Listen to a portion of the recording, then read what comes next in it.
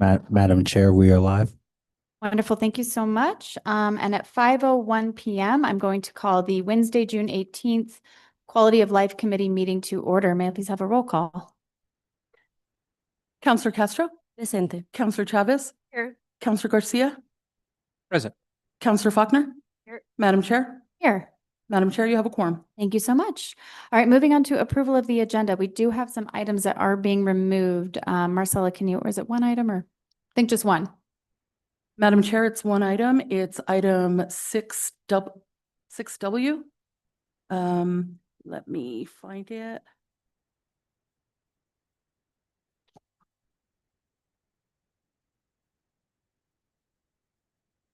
Well, where did it go? I got it. I can read it. So that's the request for approval of amendment number 2 to the lease agreement dated February 18th, 1987, as amended with Challenge New Mexico to remove the requirement for construction of group homes for the mentally and physically handicapped and assign the agreement to the LifeLink contingent upon the city receiving confirmation of the sale and transfer of Challenge New Mexico's improvements on the leased property to the LifeLink. So we will be seeing this at another time, but staff did request to remove it to address some issues. So Move to approve as amended. Second. motion and a second. All those in favor say aye. Aye. Any opposed? Motion carries. Moving on to approval of consent. I believe the only item that was pulled was item E by myself and Councillor Garcia. Are there any items that people would like to pull at this time? Approve as amended. Second. Motion and a second. May I please have a roll call? Councillor Castro. Yes. Councillor Chavez. Yes. Councillor Garcia. Yes. Councillor Faulkner. Yes. Madam Chair. Yes. Motion passes. Thank you so much. All right. Let's move on to our presentation for the day. It's a Connect presentation. We have Krista Hernandez here from Youth and Family Services, our Youth and Family Services Program Manager, and I will send it on over to you. Thank you so much for being here. So much, Madam Chair, councilors. It's a pleasure to be here. My name is Krista. Can you hear me? Is your mic on? Yes. Are you eating your mic? Better? There you go. Okay. Apologies. Thank you, Madam Chair, councilors. It's a pleasure to be here. My name is Krista Hernandez. I'm here to talk to you about Connect. I've been with the city for almost 4 years. During that time, I have staffed the Human Services Committee and the Children Youth Commission, and I've had the privilege to be able to serve as the Connect oversight person for the city of Santa Fe. So Connect is our navigation and care coordination network that we have in partnership with the city of Santa Fe and Santa Fe County. It came about in 2015, 2016, when our nonprofit providers came to the county and had concerns around whether the individuals they were serving were getting connected to the resources that they were seeking. The Accountable Health Community Model was identified. It is recommended by the Centers for Medicare and Medicaid. And so we established our own Accountable Health Community here in Santa Fe. We utilize the Unitas closed loop referral platform to make and send referrals. This allows our navigators who are working with individuals to be able to have access to see client face sheets, case notes, and other information that helps them to do a better job, have a comprehensive look of the needs being met. What is an accountable health community model? For us, that means we're putting the person at the center of care. We understand that when a person comes to us in crisis, they may not have capacity to cold call nonprofit providers in the community to identify what services they may be eligible for, what resources are available. And so what we are trying to do by following this model is putting the person at the center of care so that our organizations, nonprofit providers are working together to support the individual to decrease those systemic issues and allow them to have access or to get access to services. So the 5 items you see on this slide, those are the basic determinants of health that we are trying to address. They're not all of them, but they are the basic ones that we're focusing on. The vision of Connect, we just want to make sure individuals in Santa Fe have access to high quality healthcare and that they're connected to the resources that they're seeking. Connect was established as a New Mexican model. So Kira Ochoa, our former community health and safety director, started Connect at Santa Fe County. When she came to this city, that's when we began our partnership. But really Connect follows these 4 tenets. We want to be relationship-based because we understand having our nonprofit providers, when they have trust, they're willing to collaborate. So having trust amongst each other, having trust between Santa Fe City and the county allows them Oh, I'm sorry. Okay. Thank you. Allows them to work better with one another and allows them to have trust between city and the county. We want to ensure our navigators are connected. So we try to support them by allowing networking opportunities and providing technical assistance to them so they can focus on navigating individuals rather than troubleshooting system stuff. We try to be resource smart. So between the city and the county, we try our best to align the funding we have and align our contracts so we can have greater reach when we're supporting our nonprofit providers. We also want to take information that we have in Unitas as well as information we collect outside of Unitas to identify gaps, to identify the resources that we have, and to continually evaluate the work that we're doing to make sure we're having an impact. Ultimately, we're trying to identify, do we have an impact in addressing the ER use or jail use? Because we know when a person's in crisis, if they are having to access the ER or jail, it might be because medication needs to be provided or other resources are needed. Those are costly items to have to pay for, so we want to address those issues and have that prevention lens where we're trying to address things earlier on. We also want to ensure that individuals have access to healthcare and that their needs are being met. We do this through navigation.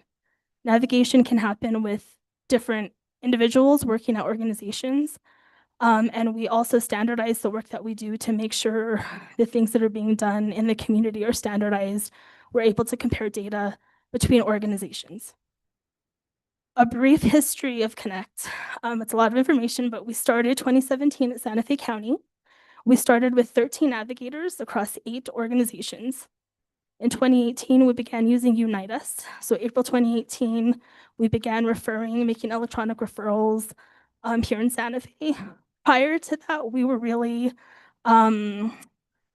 navigation was done via phone, via email, and it was tracked via Excel. So this was a huge administrative lift for our navigators to be able to have access to client information and to be able to send in a referral and see what happens with that referral. We began to partner Santa Fe County with the city in 2020, right before the pandemic started. We have the self-referral portal, which is still available, but individuals can refer themselves to Connect. And one of the biggest accomplishments we had during the pandemic was we were able to disperse $8.4 million in CARES Act funding, and this was done in 5 months. This could not have been done without the partnership that we have with all of our Connect partner agencies.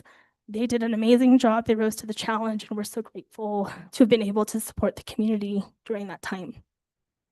In 2021, we began to partner with United Way of North Central New Mexico. They currently serve as our call center. And so we're able to accept phone calls, and we have bilingual navigators who are able to accept the calls, screen individuals for services, and make appropriate referrals as needed. Or if you're calling for the number to the library, they could also provide you with that information. We have a wellness fund that has also been established, and this allows individuals to make donations to Connect if you want to support the work that we're doing. But it also promotes our 211 line. So you may have seen signs in town. They say, I need food or shelter, call 211. Want to help, text Connect to 26989. We are viewed as a model. So the work we're doing here in Santa Fe, all those organizations partners in the blue font, those are the partners that we have actually supported in establishing their own navigation and care coordination network in their communities. This year, I don't think the we slide have deck is just moving finished- on our screen. I'm sorry. So Presbyterian Health Plan, Presbyterian Healthcare Services, Joniana Connect, Workforce Integration Network, Los Alamos County, the City of Albuquerque, Bernalillo County, Rio Arriba County, and America's Job Center. Oh, I apologize. I thought you were going to because my bad. Keep going. You're doing great. I'm Okay. not. Thank you. And so we have finished dispersing $3.1 million back to the community. This was ARPA funding. And we have grown. We currently have upwards of 300 navigators across 85 programs here in Santa Fe. This is a list of all of our Connect partners that we have. Those in the dark teal font were our starter agencies. They help to start Connect here in Santa Fe. Our Connect hub is in yellow. So we do have city and county staff who respond to referrals and help individuals access resources. So how do you connect with Connect? We like to have an any door approach. We understand if you're in crisis, you shouldn't have to figure out how to get the resources you need. So you can find a navigator, any of the Connect organizations listed on this slide. You can refer yourself to Connect via the websites on the city and the county's websites.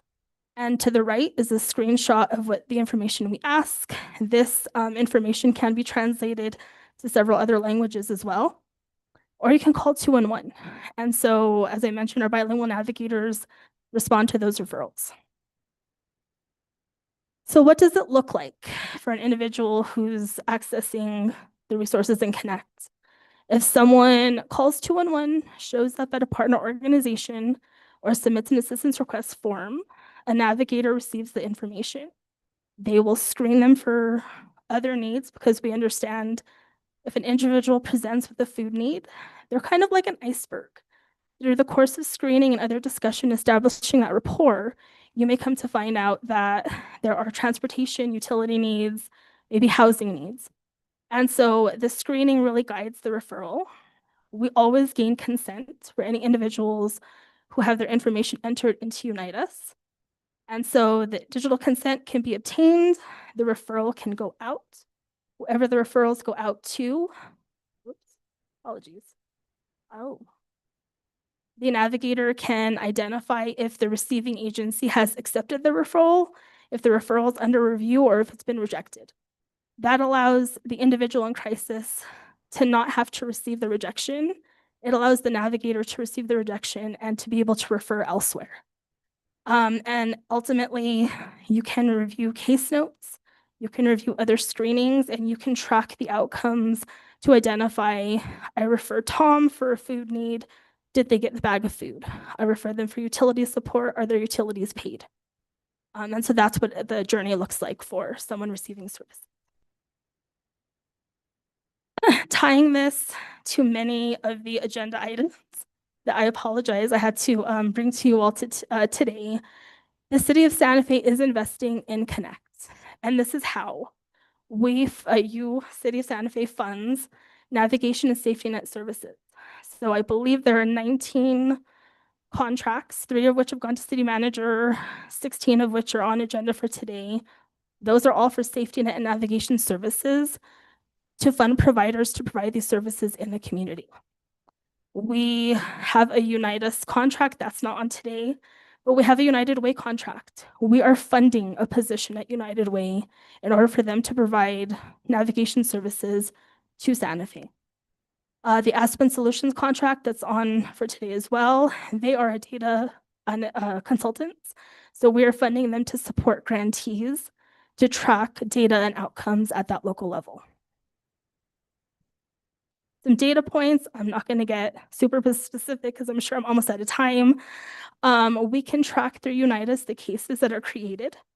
So this slide states that, these are the cases created over from 2019 to present. The greatest need that we're seeing in our community are housing and shelter, income support, and individual and family support.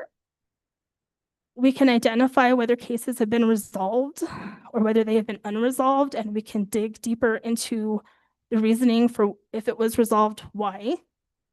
We can look at unresolved cases, and so out of 11,128 clients, there were 27,400 resolved cases, 5,276 unresolved cases.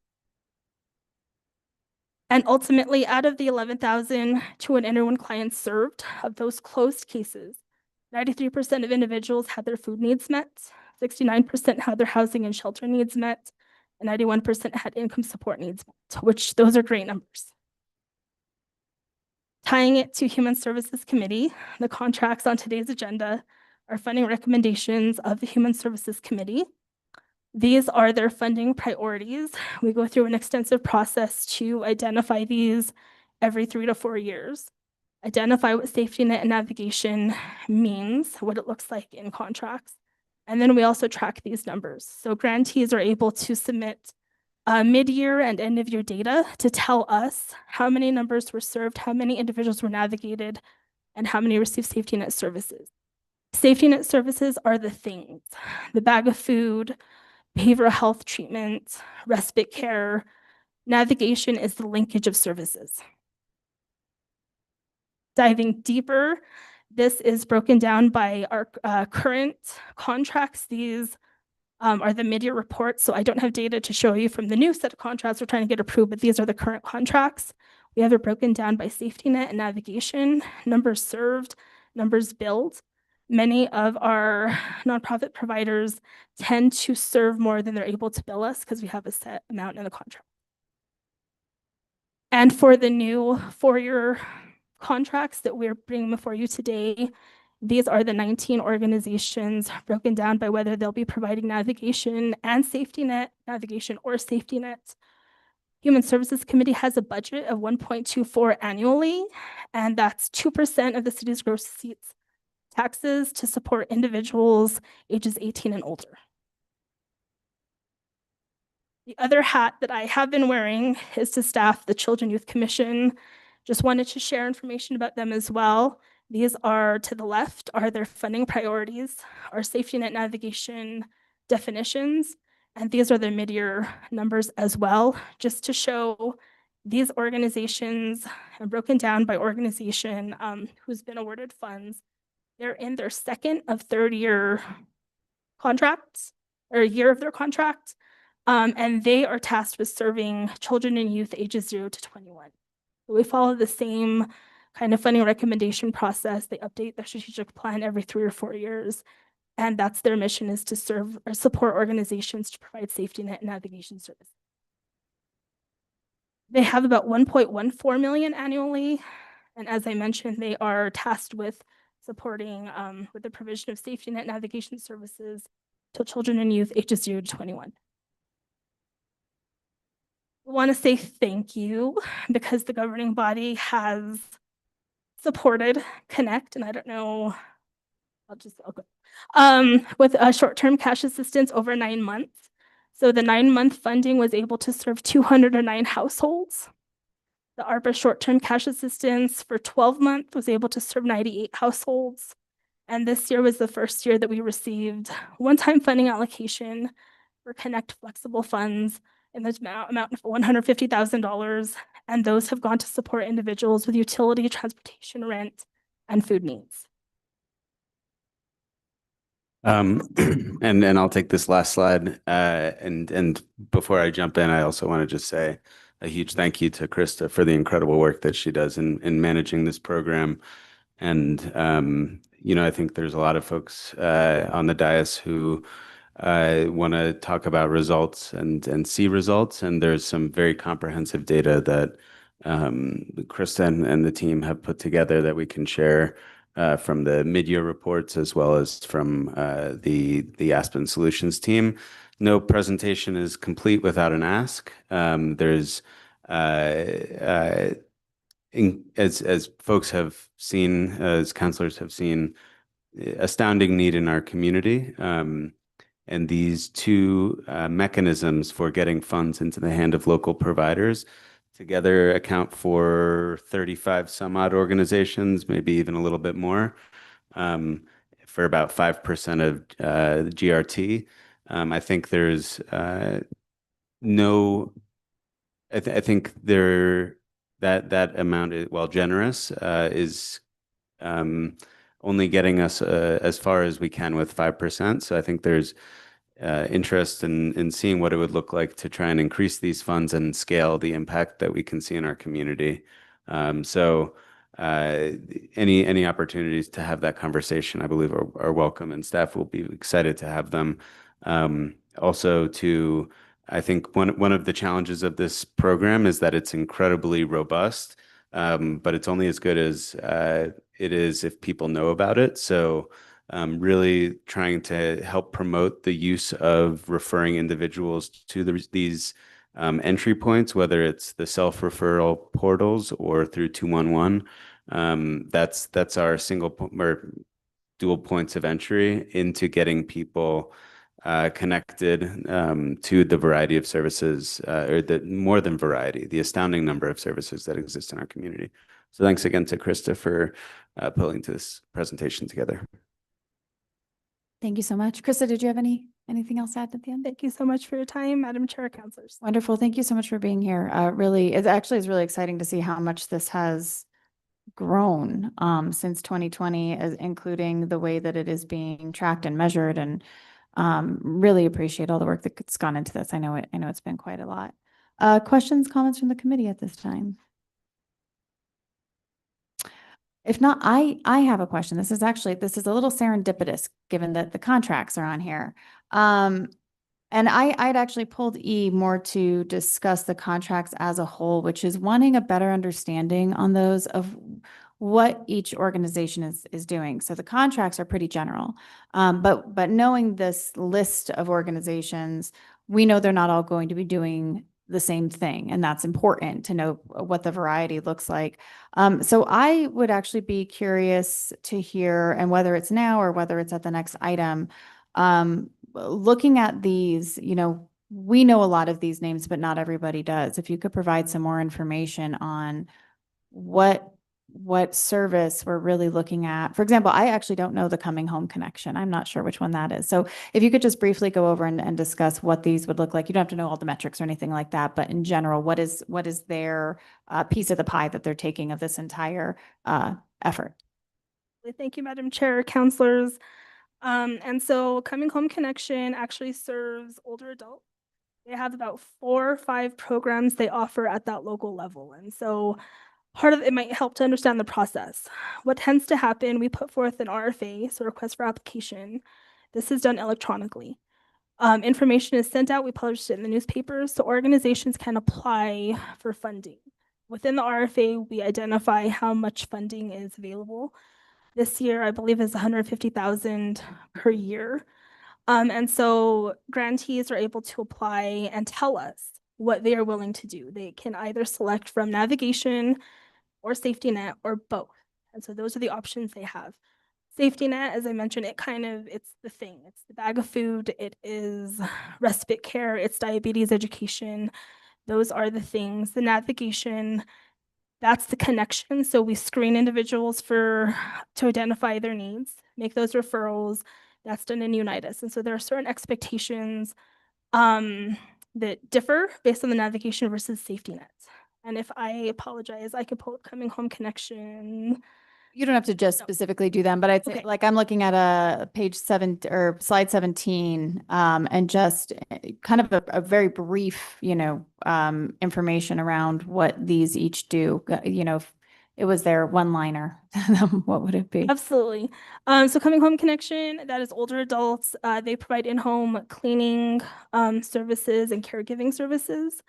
Esperanza Shelter, that's our domestic violence shelter. So they're going to provide shelter services as well as,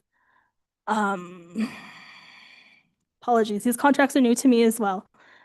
There's one other item they have, and I'd have to pull up the contract to see. But Fathers New Mexico, they provide navigation services. They focus on the family unit. It's not just fathers. Gerard's House, we're providing English and Spanish grief support. Interfaith, that's our shelter. They'll be providing life stabilizing services and navigation as well. Kitchen Angels provides food to individuals who are homebound. La Familia Medical Center will be providing diabetes prevention education. Las Cumbres provides navigation services to the families that they work with. Literacy Volunteers provides ESL, and there might be another education training to individuals. People who don't know, ESL is English as a second language. Not English like a second language. It is supporting them, individuals who speak Spanish and learning English. So yes.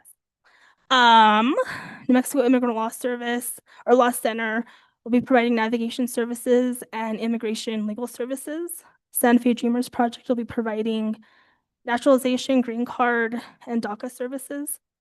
Santa Fe Recovery Center, they're one of the newer organizations, Human Services Committee. They'll be providing navigation, but also behavioral health, life skill training to those that they work with. Scott's House provides respite care to individuals who are homeless. Solace provides navigation and safety net services. So I believe this year they are doing victim evidence type. And I apologize, I have to look at the contract for this specific terminology. St. Elizabeth Shelter, it's navigation and safety net, so shelter services. The Birthing Tree offers a doula program for primarily Spanish-speaking households. The Food Depot offers navigation and food to individuals in the community. The Life Link provides navigation services, and the Memory Care Alliance will be, they have 4 or 5 different deliverables to support caregivers who are providing care to those who have dementia or Alzheimer's. Counselor, Yes, or Dr. Madam Chair, if I may add a few pieces here. And I think if you go back to slide, I believe it's the second slide. So this program, it kind of has a dual function of providing, I would call them modest amounts of money to organizations to provide services that they provide. But more importantly, it's a mechanism to make organizations work as a collective. Oh, sorry, the third slide.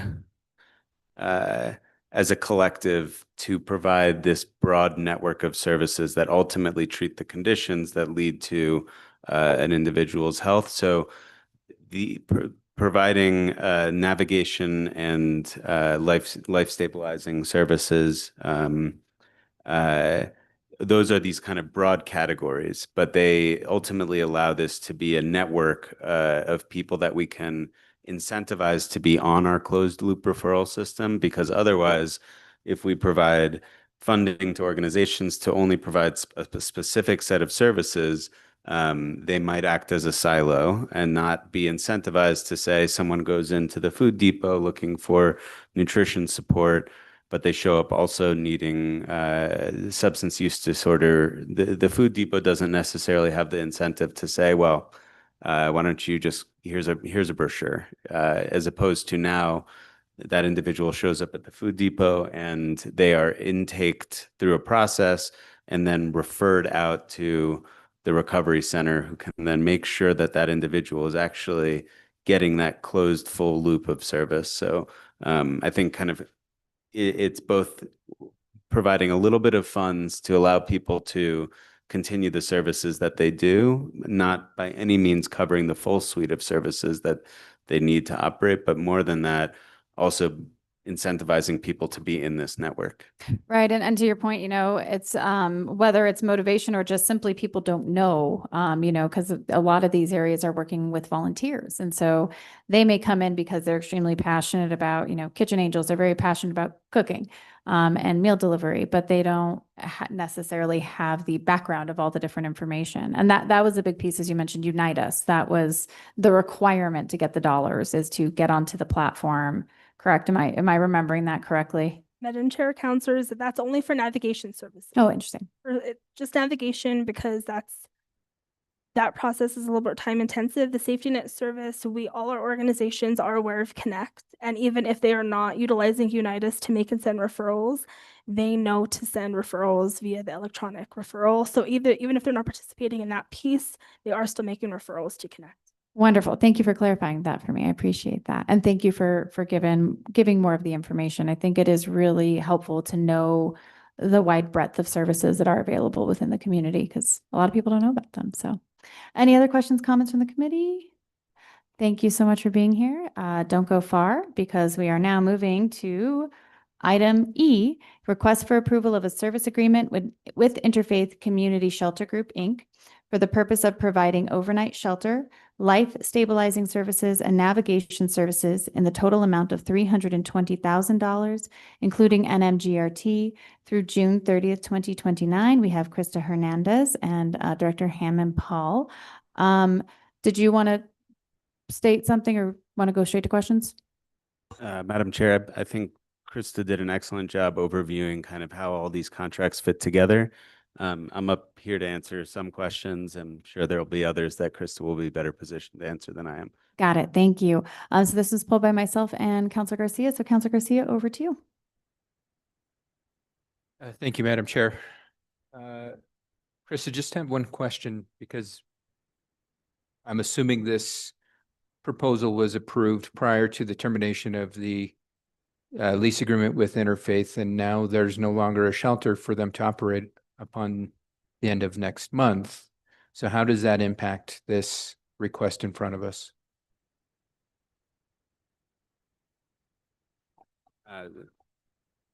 Madam Chair, Councilor Michael Garcia, I'm happy to answer part of that question. I think there maybe is some other pieces that Krista may answer. We actually were discussing that as we were bringing forward this contract, and we ultimately decided that it is important to continue this contract with them because the work that they are expected to do includes both navigation and life stabilizing services, and the third component is just those two.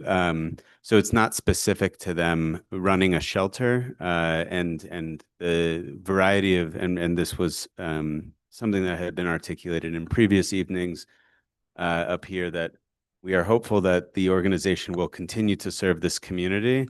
And this encourages them to do so by, again, providing navigation services and continuing the kind of work that they do, whether it's through the moteling program where they have 25 individuals in a moteling program receiving wraparound services, or through navigation services. So while it is consistent with the type of work that they will continue to do in the community, regardless of them being the owner operators of a shelter. And I don't know if Chris wants to add anything. Madam Chair, Councilor Michael Garcia, the other item that we considered is the Showers to Go program that Interfaith also runs. And so navigation could absolutely occur, and those Showers to Go services could all definitely be considered part of the safety net services as part of this contract. Okay, so follow up to that is, have we had a conversation with them? Because the way this reads is the initial allocation was to provide services via the shelter. Now what I'm hearing is, well, they're doing additional work, so they can pivot and do this and additional work to support those services. I want to ensure before I vote to approve or not approve this, that conversations have been had with them, because at the end of the day, they can say, we were planning to use that money to operate the shelter, and thanks, but no thanks, we don't need the money. Because at the end of the day, when an allocation goes out the door, they're responsible for meeting certain objectives. And if they don't have the capacity to do so, I don't want to put them in a position where either the money doesn't get utilized, where it could be utilized in other manners, or we put them in a position where in what we call the grant making process, chasing the money. And we don't want to put organizations in the sense where they're just chasing the money to get the money. So I guess the question is, have we had a conversation with Interfaith around this proposal since the termination of their lease agreement with the Pete's Place location? Madam Chair, Council Michael Garcia, there's been two different conversations that happened. One has been at the programmatic level between and the Connect program is a joint program between the county and the city. So there's been a level of conversation between Krista and Jennifer Romero, who's our counterpart at the county, and the Interfaith team. And then today, myself and City Manager Scott met with the Interfaith leadership and board regarding this topic as well as covering the two items on there, 3 items on the agenda for today's meeting was their willingness to continue providing services through the mobile hygiene program as well as the moteling program. Second was to discuss how the city could support in their pursuit of the Resource Opportunity Center, if they are interested in having that be something that the city is supportive of. And the third is to go over transition programming and timelines for shelter operations. So I didn't hear that a conversation was held on this specific item. I heard hygiene units, the ROC transition plan. Sorry, the first item was about them continuing to provide navigation services and life stabilizing services through these programs, which include the moteling program and the mobile hygiene unit. Utilizing the allocation here because Yes, sir. they were doing the work before without this money, right? Right? That's it. Sir Michael Garcia, they have a current contract with us, so they have been doing the work up to this point. They've drawn down those funds. I have had a conversation with Beverly Kellum at Interfaith, and the question was around this contract specifically and if it had been approved yet. And the expectation is that they are anticipating these funds to continue to provide services. Okay, thank you. That's what I was wanting to hear is staff is well aware of this and okay, thank you so much. No other questions. Thank you, Madam Chair. Any other questions or comments? One follow-up on this. You did mention the moteling program, so that is actually still overnight shelter. So even if they're not operating at Pete's, is that when I'm talking about the moteling program, they're still providing shelter? Madam Chair, yes, it's technically transitional housing and programming, but yes. Okay, so when we're talking People about. are it as there differential- overnight. Okay, so there would be a differentiation between what is outlined here in the providing overnight shelter. Is that more the emergency shelter or is that a broader category?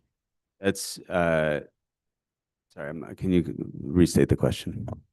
So the providing overnight shelter piece that's listed here, does that include things like transitional housing, or are you looking at these as separate categories? I believe, Madam Chair, they will be able to fulfill their work in their contract via meeting the requirements for via navigation services and life stabilizing services. Okay. The providing overnight shelter piece Life would stabilizing. not be met through, I mean, we're reading this as them providing life stabilizing services through that program Okay. as meeting the conditions. Got it. Okay, thank you. And then, as we just discussed, the importance of all of these organizations, and how they are interconnected is incredibly crucial for how our community works. What have the conversations been with Urban Alchemy regarding their responsibility to be a part of the Connect network and to be collaborating continually with all these different groups?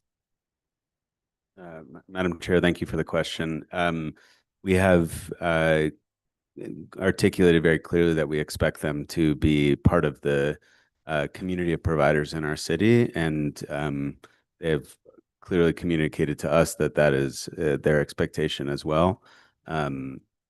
So I'm not sure if they're not included in the HSC funding. Correct. Yes, I understand that there's the funding and then but just making sure that, as we transition over. And that's critical, especially for the street outreach work that they will Okay. be doing. They in many ways will be similar to 211, a front door when you're going and engaging with someone, being able to make that direct connection into this network, because ultimately no single provider can meet the needs of an individual, and it needs to be this broad, holistic approach. And Madam Chair, councilors, if I could add one item, as soon as the Urban Alchemy contract is executed, Jennifer and I will onboard Urban Alchemy staff or whoever is identified is going to be serving as navigators to ensure they are trained, have access to Unitas, and can begin serving as a Connect partner organization. Okay, wonderful. Thank you. Thank you. I appreciate that. I'm very glad to hear that. And I know HSC funding Connect, there's overlaps and they're not exactly the same, but we did biannual progress reports, quarterly progress reports, and is that consistent with what we see for the HSC contracts? Madam Chair, councilors, we do receive a mid-year and an end-of-year report. So we just received the end-of-year report for this current contract cycle. And I apologize, can you restate the rest of the question? Just confirming that so for these, we'll be seeing a mid-year and an end-year report for all these contracts that we're seeing come through as part of that process with Aspen. Correct? Okay. All right. Any other questions or comments? If not, can I get a motion? Motion to approve. Second. Motion and a second. May I just get a roll call? Forgot my line there. Go ahead. Counselor Castro, Yes. Counselor Chavez, Yes. Counselor Garcia, Yes. Counselor Faulkner, Yes. Madam Chair. Yes. Motion passes. Thank you so much. Okay, done with consent. We're moving on to our action item on the discussion agenda. And as discussed in governing body, this is also going to be an opportunity for public comment. So I'm going to read it in, give public comment, and then we can go ahead or give the opportunity for public comment. So this is consideration of bill number 2025-16, ordinance number 2025 to be numbered later, sponsored by Mayor Alan Weber. It's a bill amending section 2-4.6 to remove the 60-day timeline for the city manager to hire a deputy city manager and update the section consistent with the charter. We have City Attorney McSherry here to answer questions. So that being stated, because we are allowing for first public comment, if there are any members of the public here or online who would like to comment, please either come up to the podium or raise your hand on Zoom. Is there anybody in the Zoom room? Doesn't look like it. And did anybody here want to comment? Okay. Well, thank you all. So, Ms. McSherry, if you could please join us, and I will go ahead and turn it over to the committee. Any questions or comments from members of the committee at this time? Councilor Castro.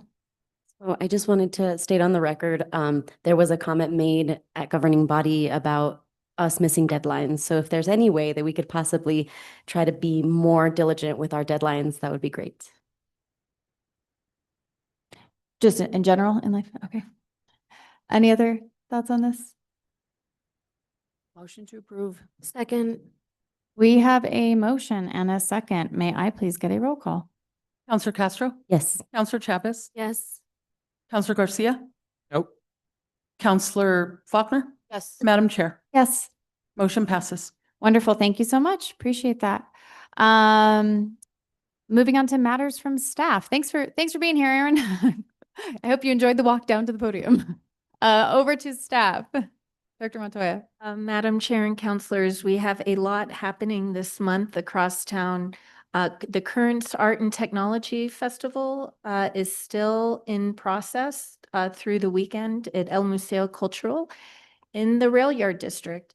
On June 19th, we have the Zumba Salon from 10 to 11:30 a.m. This is the Regional Development Corporation. They offer responsive business support and information about funding opportunities, and also connect individuals with community leaders. And they also are offering a micro grant right now. So that would be a great event for people to check out who are interested in our entrepreneurial and looking for support. This weekend on June 21st, we have our Juneteenth celebration at 3 p.m. Doors open at 2 p.m., but it's on the plaza. So I'd say go whenever you feel like it and bring your family. It's a day of joy, remembrance, and celebration honoring Black freedom and culture. This year's Juneteenth gathering is presented in collaboration with Love and Happiness, and it also features a world-renowned DJ named Natasha Diggs.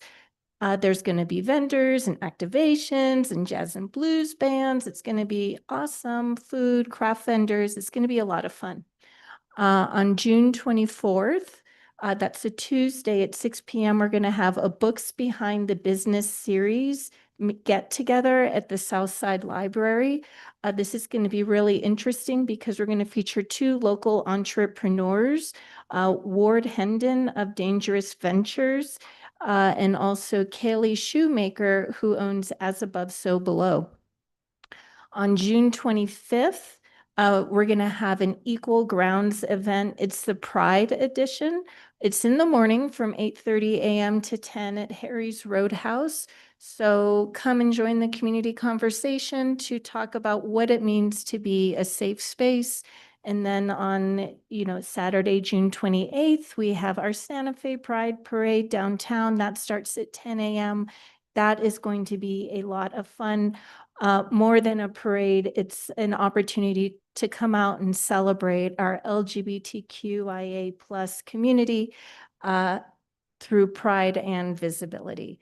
Also, toward the end of the month, our Office of Economic Development has their office hours on Cerrillos Road at Del Norte Credit Union. This is another opportunity to come and learn how to grow your business, learn about what resources the city has to offer. The hours for that are 10 a.m. to 2 p.m. Again, at Del Norte Credit Union on Cerrillos Road. We still have 2 calls for artists. I mentioned a couple weeks ago at our last gathering. Those are still open until the one call for artists is queer magnetism is what it's called. It's inviting trans and queer artists of all mediums to submit new and recent work for a collective show at our community gallery. The deadline for that is June 30th. The second call for artists is connected to our UNESCO Creative City Artists Exhibition. The deadline to submit a portfolio application is July 1st. Anyone can learn more about any of these calls for artists by reaching out to artsandculture@santafenm.gov. Thank you.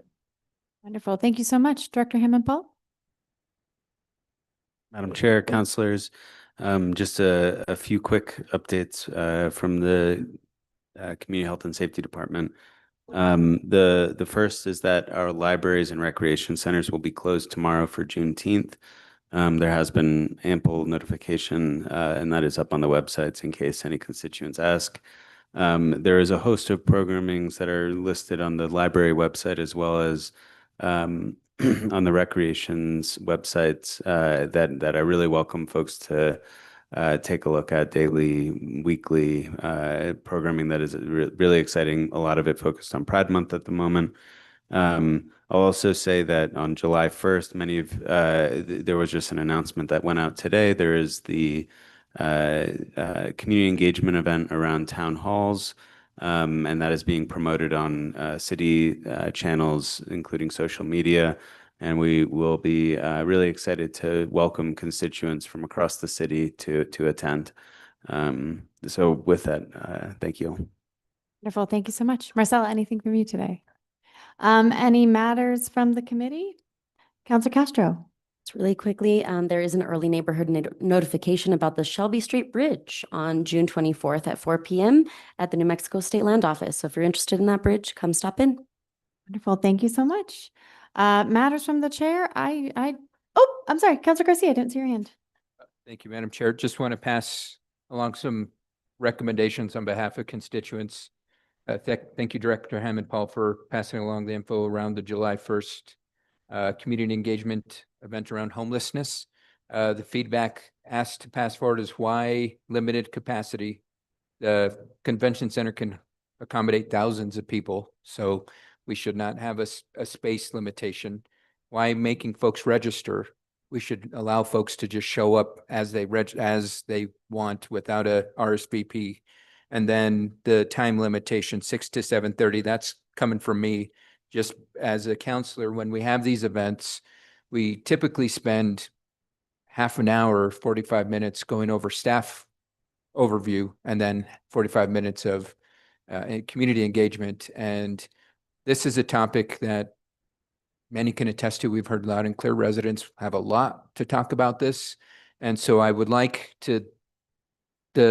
this meeting to not formally end at 7:30, that this meeting, if this meeting goes on till the cows come home, we do it. This is our opportunity to work with the residents to ensure that they're confident and comfortable as we move forward with this process. And I don't think we'll be there till the cows come home, but I also don't want to say it's 7:30. The clock has struck midnight. Cinderella's royal coach turned into a pumpkin. We've got to stop. I would like for us to continue on and really begin these critical conversations that folks have been eager to begin for months, if not years now. So just passing along that feedback. Thank you, Councilor. Councilor Faulkner?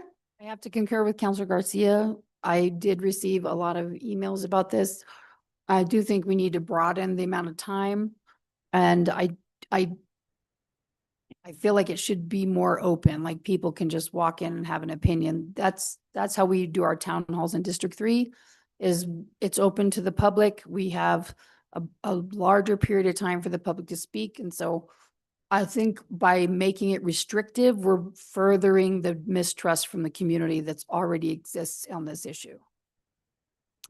Counselor Chavez. Thank you. I have a few things. I wasn't going to say anything about that, but I will now. I will say that I think it is our responsibility when we identify that there is a controversial topic coming forward that we promote safety. And I think that there are certain systems and procedures that we're putting in place to promote safety. And I think it's important. I think we've seen here in at City Hall how conversations could get around this. And I think we need to be able to take that kind of data and make sure that we have more structured conversations that are more productive. So I do support some of it. More time is always good. We know how long governing body goes. We know how long public comment goes. I completely support extra time for conversation, but I do think it's our responsibility to put in structure to make sure all is safe. And outside of that, what I was going to say, there is a town hall event on June 19th, which is tomorrow from 6:30 to 8. Chief Joy will be speaking. It will be focused on domestic violence. There will be multiple experts on domestic violence offering their experience and resources. So I just wanted to put that out to the community. It will be at First Presbyterian Church at 208 Grant Avenue in Santa Fe. Join Esperanza Shelter for a powerful screening of the documentary there. This is where I learned not to sleep, followed by a town hall meeting on domestic violence and how it impacts our entire community. So that event is there with some beneficial information. Thank you. Thank you, Counselor. Well, we've had all our matters. Matters from the chair. I have none. I do want to wish everybody happy Pride. I unfortunately will be out of town for the Pride Parade, which I'm really sad to miss. I love it. Not check that on my calendar when we were planning vacation, but I really want to wish everybody a happy Pride and a really safe Pride and a very happy Juneteenth. Hopefully I'll be able to get down to the plaza. So thank you again, Dr. Montoya, for reminding us of that wonderful event. And with that, our next meeting will be Wednesday, July 2nd, and at 5:53 p.m. we are adjourned. Thank you.